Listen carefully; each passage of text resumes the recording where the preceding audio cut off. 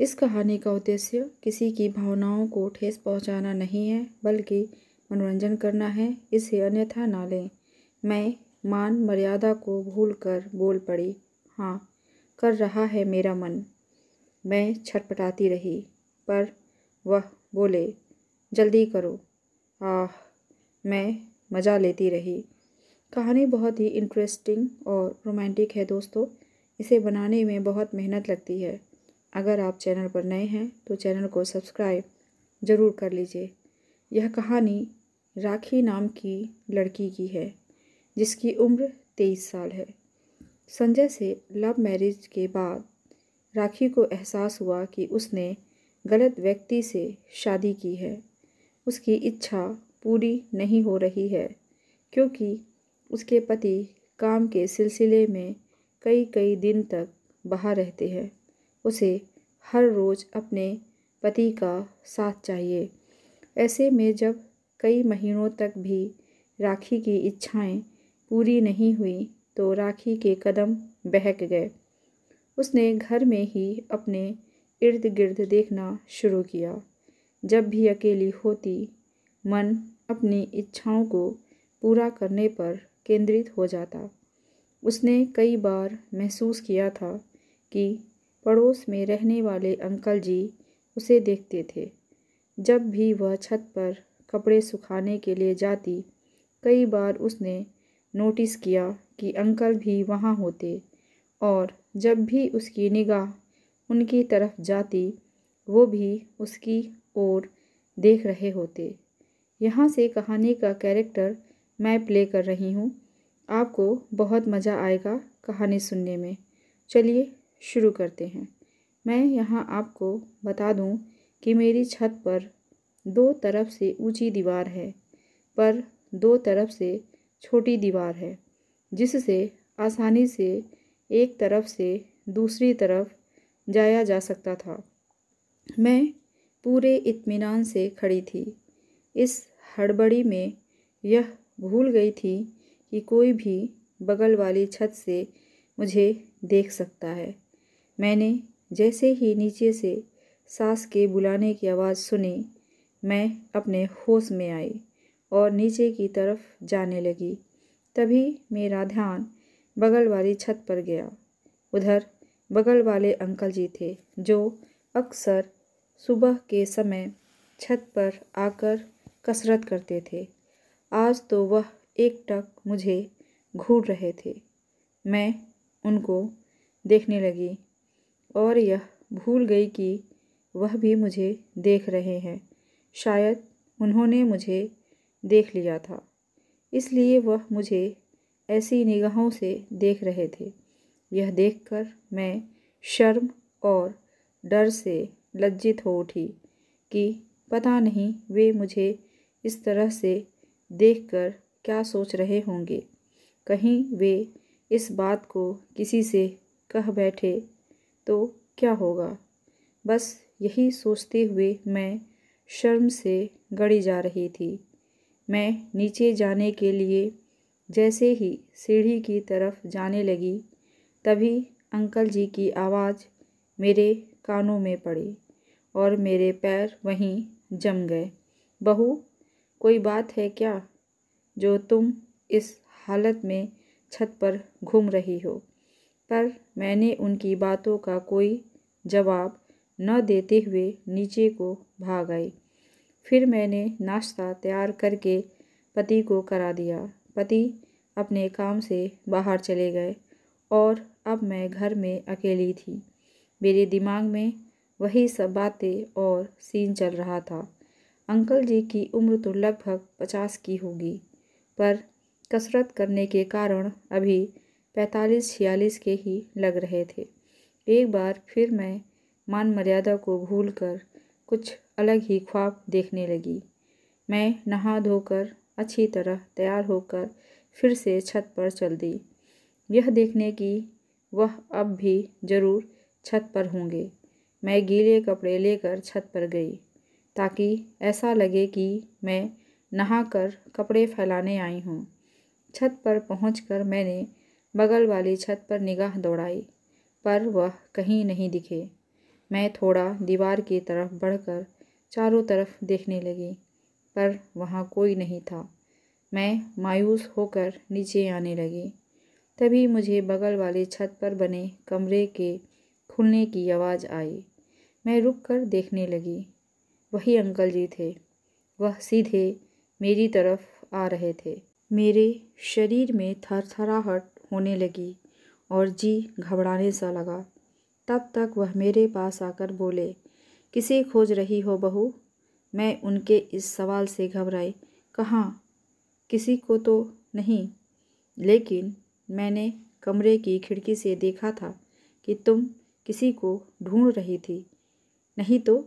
ये सब बातें करते हुए अंकल जी दीवार फांद कर मेरी छत पर आ गए और बिल्कुल मेरे करीब आकर बोले, तुम मुझे ही देख रही थी ना? मुझे पता है बहू, तुम्हारा मन भटक रहा है। मैं समझ सकता हूँ। छी, आप कैसी बातें कर रहे हैं?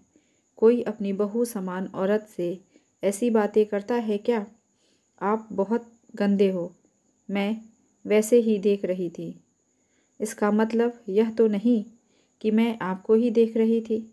और सुबह मैं अपनी छत पर थी, चाहे जैसी थी, पर आप ही मुझे घूर कर देख रहे थे।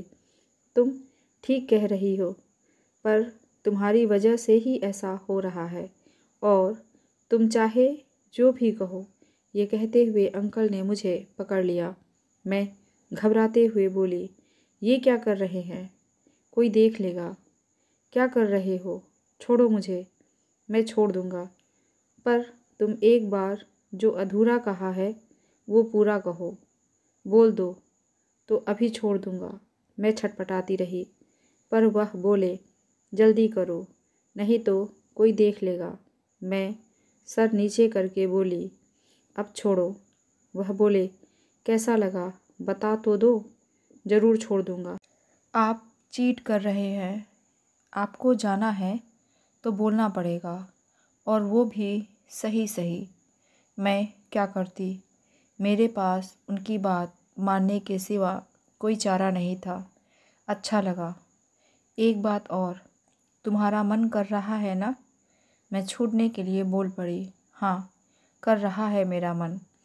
तभी मैं चीख उठी। आह! मेरी आवाज़ सुनकर उन्होंने मुझे छोड़ दिया। मैं वहाँ से सीधे नीचे आते वक्त बोली, मैंने जो कहा है सब झूठ है। मेरा कोई मन नहीं है। पर वह मुस्कुराते हुए चले गए। मैं वहाँ से भागकर अपने बेडरूम में जाकर उस पल को याद करने लगी कि कैसे हैं इतनी जल्दी। मुझे यह उम्मीद ही नहीं थी, पर उसने जो हरकत की। अंकल जी बहुत अलग मिजाज के हैं। मेरे मन मस्तिष्क में अभी यह चल ही रहा था कि तभी घंटी की आवाज़ सुनाई दी और मैंने गेट खोला तो सामने पति खड़े थे। पति ने मुझे वहीं गले लगा लिया।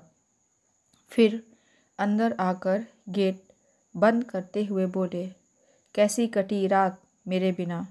मैं मन ही मन बुदबुदाई कि बहुत ही मस्त, काश आज भी नहीं आते। क्या सोच रही हो? कुछ नहीं, आप खुद ही देख लो आपके बिना मेरा क्या हाल हुआ है।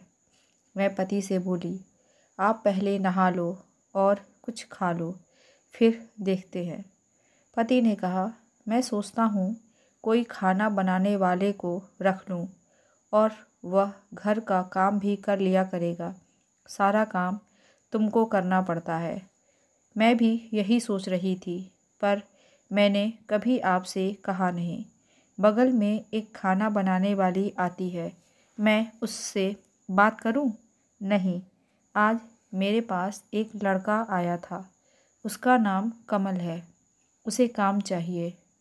वह कह रहा था कि वह हर प्रकार का खाना बना लेता है, और इससे पहले वह मेरे एक दोस्त के यहाँ काम करता था। मेरे पूछने पर वह बोला, सर मैं खाना, झाड़ू पोछा और घर का सब काम करूँगा। मैंने उसे शाम को बुलाया है। तुम कहो तो कल से आ जाए, या तुम एक बार खुद मिलकर डिसाइड कर लो कि कैसा है। ठीक है, शाम को उसे घर का पता देकर भेज देना, मैं बात कर लूँगी। फिर हम लोगों ने खाना खाया और मैं बर्तन आदि समेटकर रसोई में चली गई।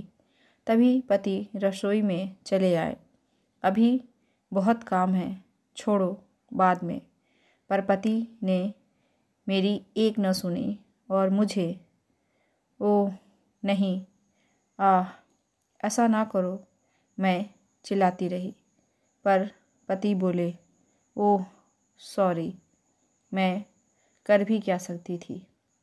इस टाइम मुझे कुछ सूझ नहीं रहा था। मैं कुछ भी ऊंच नीच कर सकती थी। अभी मेरे दिमाग में यही सब चल रहा था और तब तक पति खराटे भरने लगे। मैं भी करवट बदल कर लेट गई और बगल वाले अंकल जी के साथ जो हुआ वह आगे नहीं होगा, यही सोच रही थी कि चाहे अनजाने या जानकर जो भी हुआ वह अब नहीं होगा। वह है तो मेरे पड़ोसी, मैं उनसे अब कभी नहीं मिलूँगी, ना ही उनकी तरफ देखूँगी। मुझे इस समय कुछ नहीं दिख रहा था। मैं छत पर जाने का फैसला करके चल दी। मैं सीढ़ियाँ चढ़ती गई। मैंने यह भी नहीं सोचा कि इस वक्त वह होंगे कि नहीं, कोई और होगा तो क्या होगा। मैं ऐसे ही छत पर पहुंचकर देखने लगी। उधर कोई नहीं दिखा। बगल वाली छत पर हर तरफ निगाह दौड़ाई, पर अंकल जी कहीं नहीं दिखे। मैं अपनी किस्मत को कोसते हुए दीवार से टेक लगाकर बैठ गई। मेरी आंखें मूंद गईं।